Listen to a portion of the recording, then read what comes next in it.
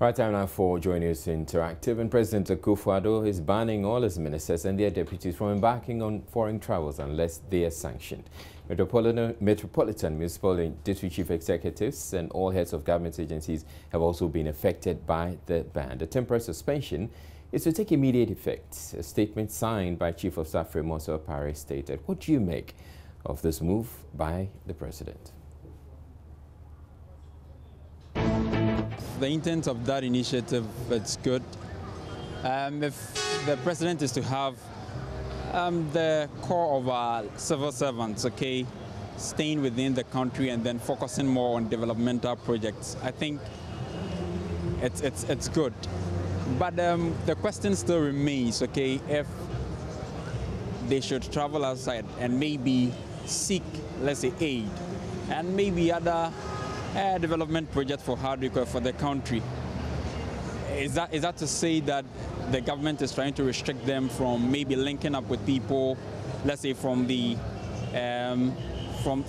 other part of the world who could also help?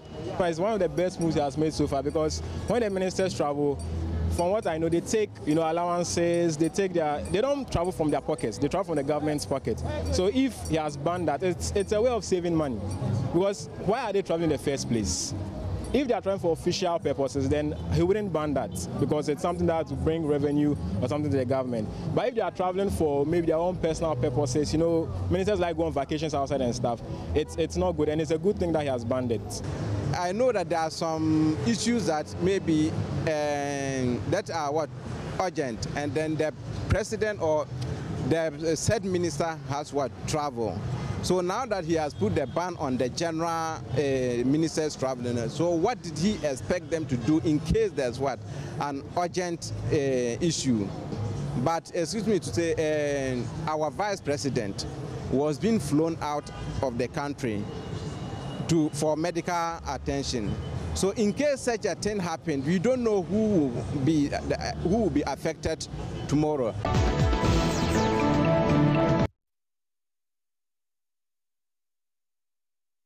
All right, so let's get on to Facebook and read some of your comments. We have Edward Mockley, who says it's just a face they've employed to divert attention. The value still remains 110 ministers. James Abusanga says, why are the ministers always traveling abroad? I guess they travel to visit their families who they moved abroad after becoming ministers, for them to attend better schools and for better livelihood whilst they are here campaigning that Ghana is a good place to live and to do business. May God bless Nana for stopping them. And Osikeni Brakwame says, I think it's the best move to stop some of our ministers who normally cause financial loss to the state, all in the name of political assignment. Big ups to Mr. President. Yenina ni bebiako yetna Ghana hasa. And Lawrence Nata says, well, he quotes some story. Let's move on. Barima Rimpon says, I think it's a blanket ban and not an entirely good move. The ban, I think, should have been placed on business and executive class travels rather. As for the sharp contradiction in the Chief of Staff statement and her Deputy Abu Jinapo's interview with Kojo Yangsing, it is not entirely stunning because it's a characteristic of this government. God bless Ghana. And then Sumaila Adam says, in the right direction, the president should ensure that public servants have their ward in public schools in Ghana. Also, I think the president should reduce MP salaries by 50%. Well, that's it for Joining Us Interactive. But right away, we're bringing you the very latest in the World Cup, and Hans is standing by with sports. Hello, Hans. Hello. All right. So, for me, the biggest news of all and the most disappointing is the fact that Egypt is leaving the World Cup without a point. Definitely. I'm very, very disappointed that they had to lose their final game against Saudi Arabia. I mean, who had become whipping boys, and whipping boys in every sense of the word. Everybody expected at the very least Egypt were going to beat Saudi Arabia, but it wasn't to be the Saudis winning by 2-1. But Mohamed Salah scored, so maybe Egyptians are going to take consolation from that. Okay.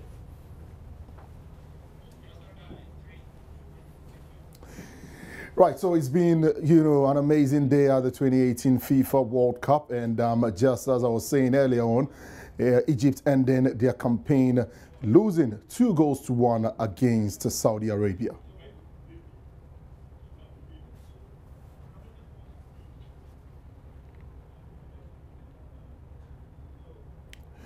So there you see the standings. Of course, Uruguay going through to the next stage of the competition alongside Russia. Also in Group B, just ended, where the games involving Spain and Morocco. At the point, Morocco seemed to be walking away with victory, but Spain equalized 2-2. It ended also Portugal drawing 1-1 against Iran. Iran missing a golden opportunity to knock Portugal out of the competition. So Spain and Portugal going through. We'll be seeing Portugal playing against Uruguay. That certainly is a cracker of a game. And of course, Spain will be playing against Russia.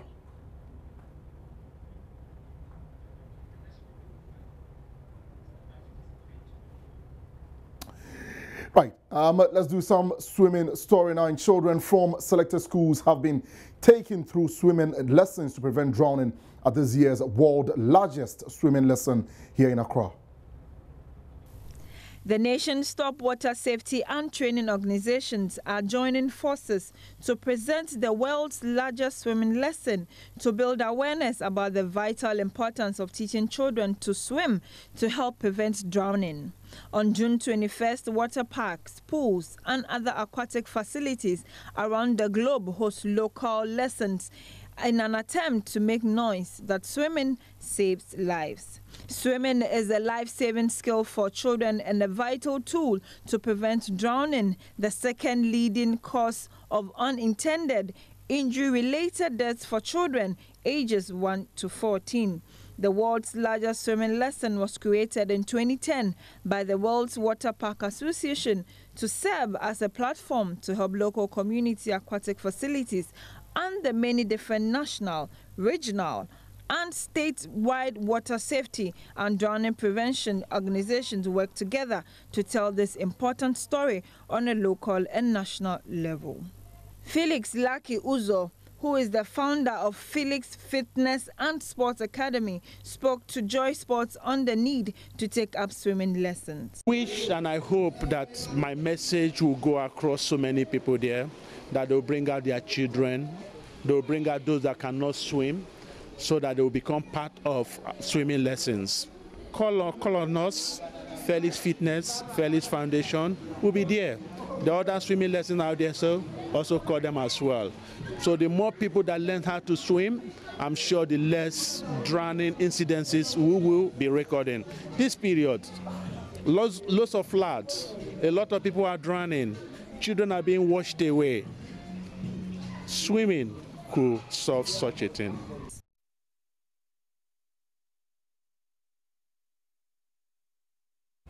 Great initiative there, but that's it from me for now. We'll be talking more about the football. Great day at the 2018 FIFA World Cup at 10:30 on the Football Show.